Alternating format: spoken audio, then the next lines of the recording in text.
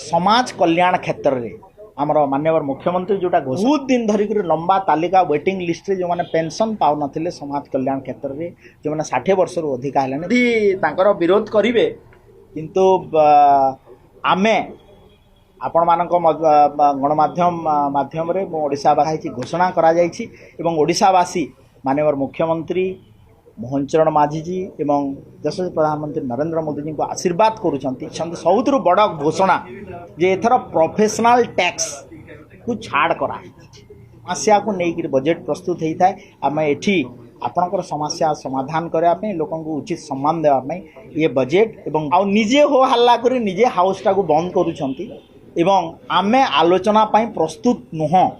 बोली कहते एवं किंबा मोशन माध्यम रे से जहाँ चाहूँगी सरकार को समालोचना करने से आनी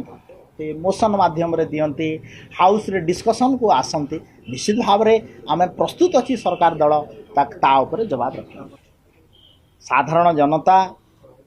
मातृशक्ति एवं युवक कल्याण पाई ये बजेट रे पर्याप्त अर्थ अवस्था और रोषेद घर अवस्था केमिति थिले व्यंजन हम से भल भाव में बुझी सारी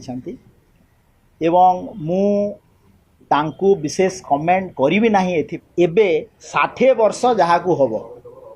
से पेंशन पाई से माने समालोचना छल समालोचना करुँच किंतु जेतेबेले आमे लॉबी रे बसी कथबार्ता हो